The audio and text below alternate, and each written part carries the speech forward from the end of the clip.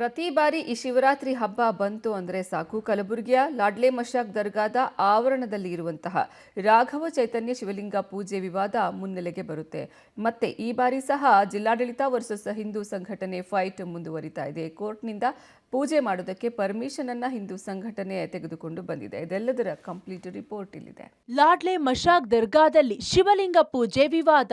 Court ಮೂಲಕ ಅನುಮತಿ ಪಡೆದ ಹಿಂದೂ ಸಂಘಟನೆಗಳು. ನಾಳೆ ಶಿವರಾತ್ರಿ ಅಂಗವಾಗಿ ನಡೆಯಲಿರುವ ಪೂಜೆ.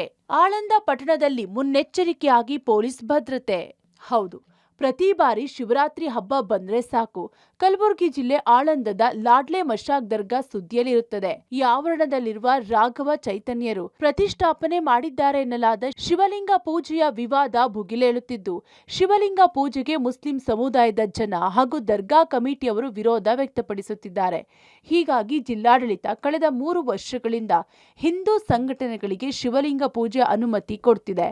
ಆದ್ರೆ ಅರ್ಜಿ ರಿಜೆಕ್ಟ್ ಮಾಡುತ್ತಿದ್ದಾರೆ. ಆದ್ರೀಗ ಕಲಬುರಗಿ ಹೈಕೋರ್ಟ್ ಮೂಲಕ ಅನುಮತಿ ಪಡೆದು ಹಿಂದೂ ಸಂಘಟನೆಯ ಮುಖಂಡರು ಶಿವರಾತ್ರಿ ಹಬ್ಬದಂದು ಶಿವಲಿಂಗಕ್ಕೆ ಪೂಜೆ ಮಾಡಲಿದ್ದಾರೆ. ಈ ಬಾರಿಯೂ ಸಹ ಪೂಜೆಗೆ ಅವಕಾಶ ಕೋರಿ ಡಿಸಿಗೆ ಮನವಿ ಮಾಡಲಾಗಿತ್ತು. ಆದ್ರೆ ಡಿಸಿ ಅನುಮತಿ ನೀಡಿರಲಿಲ್ಲ. ಅದಾದ ಬಳಿಕ ಹೈಕೋರ್ಟ್ ಮೊರೆ ಹೋದಾಗ ಓರ್ವನಿಗೆ ಮಾತ್ರ ಪೂಜೆಗೆ ಅವಕಾಶ ಮಾಡಿಕೊಡಲಾಗಿತ್ತು. ಅದಾದ ಬಳಿಕ ಹಿಂದೂ ಮುಖಂಡ ಗುರುರಾಜ್ ಟೆಂಗಳಿ 14 ಜನರಿಗೆ ಶಿವಲಿಂಗ ಪೂಜೆಗೆ ಅವಕಾಶ ಕೋರಿ ಅರ್ಜಿ ಸಲ್ಲಿಸಿದಾಗ ವಿಚಾರಣೆ ನಡೆಸಿ 14 ಜನರಿಗೆ ಪೂಜೆಗೆ ಹೈಕೋರ್ಟ್ ಪೀಠ ಗ್ರೀನ್ ಸಿಗ್ನಲ್ ನೀಡಿದೆ.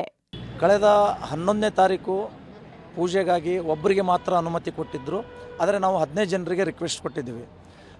ಡಿಸಿ ಪೆಟಿಷನ್ ಕಾಪಿಯಲ್ಲಿ ನೀವು 14 ಜನದ ಹೆಸರು ನಮೂದಿಸಿಲ್ಲ, ನೀವು ಮತ್ತೊಮ್ಮೆ ಡಿಸಿಗೆ ಅರ್ಜಿ ಹಾಕಿ ಅಂದದ್ದಕ್ಕಾಗಿ ನಾವು ನಿನ್ನೆ ಅರ್ಜಿ ಹಾಕಿದ್ವಿ. ಬಟ್ ಜಿಲ್ಲಾಧಿಕಾರಿಗಳು ನಮ್ಮ ಅರ್ಜಿಯನ್ನು ಪುರಸ್ಕರಿಸಲಿಲ್ಲ ಮತ್ತು ನಿರ್ಲಕ್ಷ್ಯ ವಹಿಸಿದರು. ಹೀಗಾಗಿ ಅನಿವಾರ್ಯ ನಾವು ಗುರುಶಾಂತ್ ಟೆಂಗಳಿ ನಮ್ಮ ಶಿವಸೇನಾ ಅಧ್ಯಕ್ಷರ ಮುಖಾಂತರ ರಿಟ್ ಅನ್ನು 14 ಮಂದಿ ಹೆಸರಲ್ಲಿ ಹಾಕಿದಾಗ ಕೋರ್ಟ್ ಅದನ್ನು ಮಾನ್ಯ ಮಾಡಿದೆ.